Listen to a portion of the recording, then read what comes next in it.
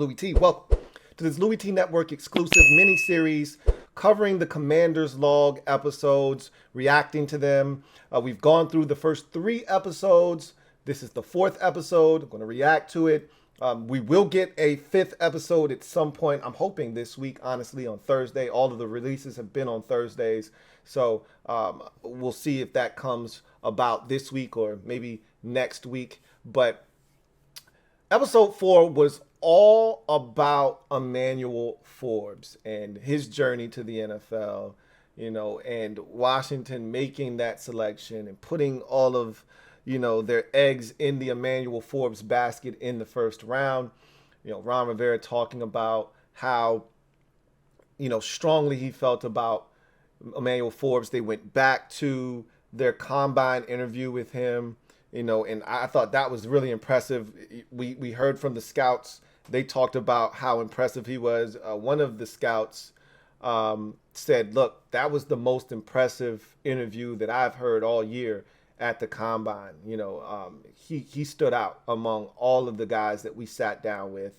And you have to think that there were a plethora of guys that they sat down with. But his ability to break down their defense, kind of talk about what everyone was responsible for, really, I think, shined a light on his ability to not only be a playmaker, but kind of get into why he is a playmaker, because he knows everything that's going on around him, what the offense is trying to do, what they're doing schematically, what the guy next to him is supposed to be doing, what the guy behind him is supposed to be doing. He's aware of everything. And he's like, they asked him, what's the thing that makes you who you are? What's your best quality? And he's like, communication.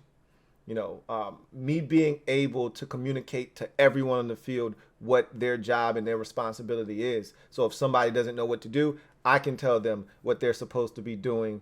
I know what everybody's job on the field is, and that makes me a much better football player. And so they tested him. They asked him about a specific coverage, and what if this guy, you want to carry him outside, but what if, you want to push him inside? Well, what if he carries outside and you can't redirect him inside? And so he says, hey, look, man, I got a couple of options. I could push him out of bounds, right? Or I could carry him a little bit further, get him to that safety, then turn around and get my eyes back on the quarterback. And, so he's very aware of what he needs to do. But what happens when it doesn't go to script? That's what makes, football players or just players in general, it doesn't really matter what sport, is how do you adjust in baseball? You're looking fastball, but you get something off speed. How do you adjust? You may not be able to put that ball in play, but if it's a strike, you got to find a way to foul that bad boy off and give yourself another pitch to hit, right? Like, that's the key, is how do you adapt when things don't go the way that you expect them to do? That's why you're always looking for a quarterback who can extend the play, who can go off script. Because guess what?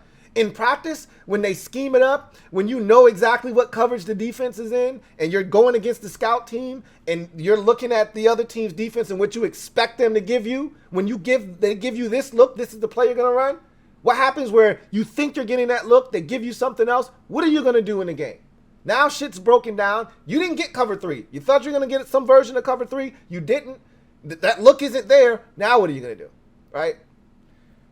So Forbes was able to explain to them, hey, this is how I would adapt and adjust, right? So they were blown away. But so my overarching theme, my biggest takeaway from episode 4, I think there are 2 things. One is a question. We don't know the answer to this question yet. And then the other thing is, to me, the biggest takeaway. So the question is, did they get it right? That's going to be this debate that's going to go on here for the duration of his rookie contract. All right.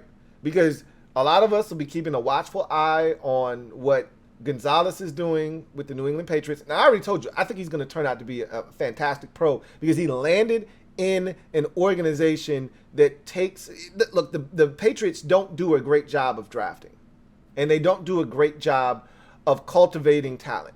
They're good at taking other people's trash and scrap heaps and taking them, shining them up, and getting them to play well in New England, getting them to adjust to the Patriot way. Belichick's fantastic at that. He'll take your Kyle Van Noy, who you discarded as a second-round pick, don't think he's any good, and he'll bring him to New England and turn him into a damn good football player. That's what he's been great at his entire career. He'll take Randy Moss. Oh, you think he's done? All right, bring him to New England. We'll show you he's not done. Corey Dillon. You think he's done? He's a malcontent. Nobody wants Corey. I'll take Corey Dillon, and I'll turn him into an all-pro running back again. Like, that's the thing that Bill Belichick's great at, right? Though I don't think he gets enough credit for it. They're not great at drafting. They're not great at developing, talent that they've drafted. But one thing he is great at is developing guys in the secondary specifically, and really defensively overall. But specifically in that secondary, he's a beast. And so I think they're going to take Christian Gonzalez and turn him into a Pro Bowl type of corner, if not all pro, if he is willing to put in the work. Because that lack of physicality is a problem right now. If he's willing to put in the work to change some of those things of his game, I think he'll be fine in New England. But I'm not worried about Christian Gonzalez. I'm worried about what Emmanuel Forbes is bringing to the table and how he performs for us, right? But that's going to be the debate. Whether you like it or you don't like it, those two are attached at the hip.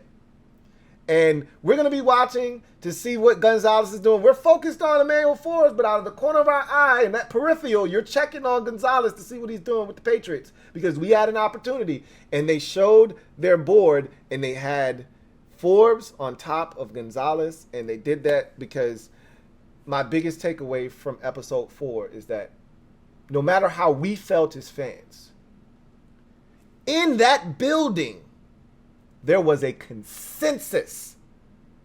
There was no ifs, ands, or buts about who they were going to take if both guys were available. The pick was Forbes. And everybody, and I mean everybody, was on board. There was not one dissenter amongst the group. Remember last year? They're in the war room and they're debating as the pick has to be made on what they should do. Our GM wants to take Kenyon Green, the offensive guard, out of Mississippi State. And Ron's like, no. And Marty's like, no. We got to take Jahan Dotson. We got to take the receiver out of Penn State. What are you talking about? Right? Like, they couldn't even agree last year. There was no dissension. There was no, varying opinions in the room. Now, this is the thing that was a little scary for me. I think they were really, I think they were sniffing around the Iowa kid, Lucas Van Ness. Boy, am I glad. Look, last year I told you I wanted no parts of Drake London, and the Falcons said, don't worry about it. I'll save you the trouble. I'll take him off your plate. I remember in 2019, I was like, I don't want any parts. And remember, there were rumors, and I think they were true, that Washington was interested in Daniel Jones. And the Giants said, no, don't worry. Don't you worry. We'll kill all of that suspense and drama right now. We'll take Daniel Jones. You don't have to worry about him potentially falling to you at 14 or whatever it was, 15. He won't be there. We'll take him at 6. Thank you, New York. You saved us, right? Same thing with Drake London last year. I wanted no parts of him. And Washington would have taken him at 10 last year. 10, 11, wherever the hell they sat. I think they were at 11 last year. They would have taken him at 11. And the Falcons said, don't worry about it. We're going to take him at 8. You're good. Don't worry about it. You the man. That's why I love you, Atlanta. And then this year, I wanted no parts of Lucas Van Ness. None. 0. All right. And the Packers are like, he's a Packer kind of guy. We really like Lucas Van Ness. I'm like, please, by all means, go for it. Once he went out, I think that was going to be the pick. Because once he was gone, they immediately pivoted to Emmanuel Forbes and said, hey, this is the guy we want. We hope he's there. And if he's there, we're taking him. And there was no hesitation. But before Lucas Van Ness was gone, there was a conversation. Now, they didn't delve into that. Why? Because you don't need to know all of that. They don't want you to know all that. But I told you, I draw inferences. I put pieces of the puzzle together, all right? And I love to construct theories. That's what I do. I believe off of just that little piece of footage that we saw of them having a nice little conversation once the Packers took Lucas Van Ness, I believe Van Ness was going to be the pick at 16 before the Packers took him. If he was available, they were going to take Lucas Van Ness. With all the guys at defensive end being, up for contracts and nobody else is under contract past this year, other than Shaka Tony, and he's suspended, I think they were going to go defensive end in the first round. I was like, oh my God. Thank you, Green Bay. They saved us. And then we pivoted to Emmanuel Forbes, and there was not a single person in that room who wasn't on board. And Ron is like, if we get Forbes, Jack is going to do flip-flop. What the hell are flip-flops? I thought he meant like jumping jacks or something. Maybe that's some old-ass way of saying jumping jacks. I don't know. Cartwheels or whatever the hell. But Jack was excited once he found out they got Forbes. Everybody was on board. And to me, that's the mark of them feeling like, hey, we got our guy. It's a consensus. Whether right or wrong, everybody was on the same page and on one accord. That's what you want, honestly speaking. We don't know if they're right. Everybody could have been wrong, okay? But it's just like we hear with players. If you're going to make a mistake, make it 110 miles an hour. I can live with that, right? Go full speed. I can live with you making a mistake going 110 miles an hour. What I can't do is wrap my brain around you half-assing it and making a mistake. Don't make a mistake worse than it already is by not hustling.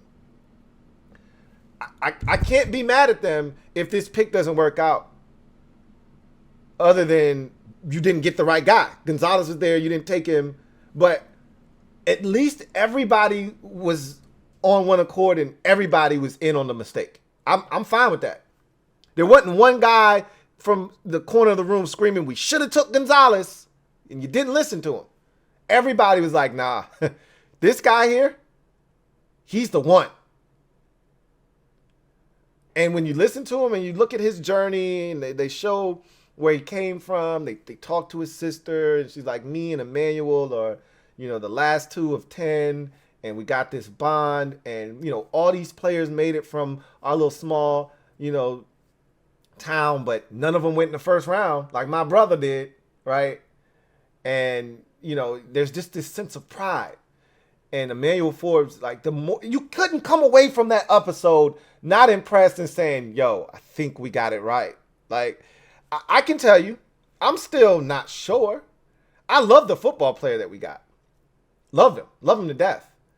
Doesn't mean that he's better than Christian Gonzalez, but after watching that, I can't lie, I felt even more comfortable with the pick. I'm still questioning, did we get it right? But I'm riding with him. He's here. He's family now. I'm riding with him 110%. And I know there's one thing that he brings to the table. There are several things he brings to the table that Christian Gonzalez doesn't. But above all else, he takes the ball away.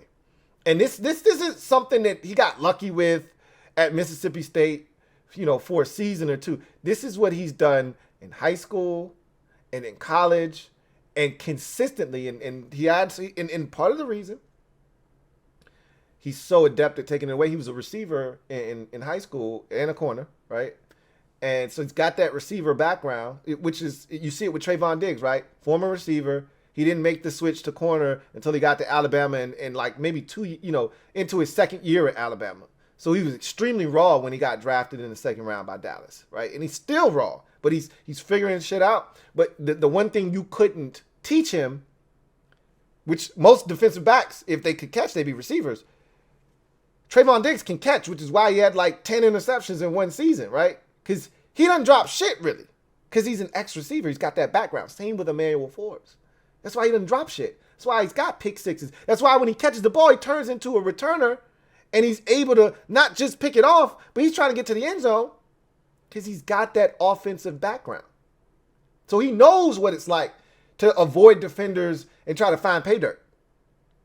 So there's things you just can't teach. He has them in spades. And then I think what also sealed the deal for me is just his competitive spirit, his smarts. He's a film junkie. He loves ball. He's driven and motivated. I love self-motivated individuals. There's nothing wrong with people that need motivation.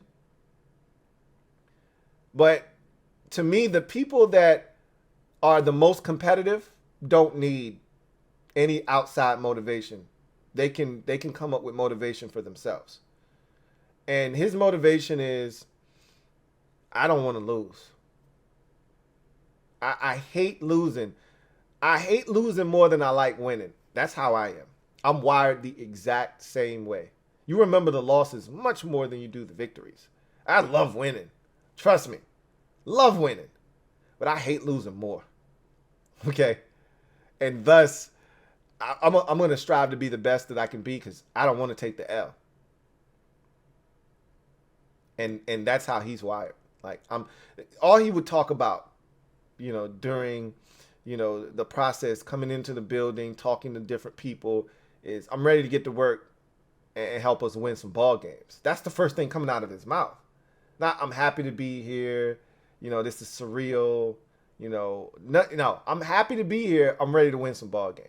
Every time somebody asks him how he's doing, I'm good, man. I'm ready to get to work, win some ball games. When Ron showed him the trophy case, like, hey, we drafted you to help us get some more of those. He's like, damn right. Let's do it. Like, you can't teach that. Either that's in you, that's innate. Either that's in you or it isn't. You know how many guys come in the league are super talented, but they don't have that self-motivating driving force? They don't have that mechanism inside of them. You can be as talented as you want, but if you don't desire to be great, you're just going to be one of the guys. Even though your talent suggests you should be better than everybody else. So, I love Emmanuel Forbes, man. Still don't know if we got it right. That's the question we got to ask. Did they get it right? We'll see. But I love the player, and I love him even more after watching this episode. But the overarching theme is there was a consensus in that building. They were all on the same page, and they knew what they wanted and who they wanted, and they knew what he brought to the table. They want turnovers. They went and got the guy that was the best in the draft at producing turnovers. That's what we need desperately. And I think he's going to do it at this level as well. So, episode 4 was a lot of fun. Now we await episode 5. And once that comes out and we consume it, we're going to break that down. I know you guys saw and I can't leave episode 4 without talking about the fan. The older woman that came up with her Sean Taylor jersey on. And she told him, hey, you got some big shoes to fill. Matter of fact, I won't do her any justice. I'll let her do it for you. She'll take us out of here. But in any event, that's going to do it for me, your man, Louie T. I thank you guys for joining me. Look forward to chopping it up with you in the near future. Episode 5 has to be around the corner. And when it drops and you watch, I'll break it down. Until then, you guys take care. Have a good one. I want to say welcome to Washington. Yes, ma'am. I've been a fan since the 70s. Yes, ma'am. And I don't want an autograph, but I just want a picture. Yes, ma'am. Now, something I want to tell you. You have big shoes to fill, young man. Yes, ma'am. As I should. And the shoes you're going to fill is number 28. Yes, ma'am. And you know who that was? Who was that? Darryl Green, the fastest corner in the NFL. Yes, ma'am. So if you haven't watched his tape, you start studying. Yes, ma'am.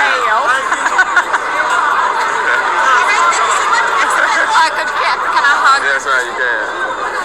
Have a good day. Darryl Green, Yes, 28. yes, Start ma'am. studying that tape. I will. Absolutely love the fans here.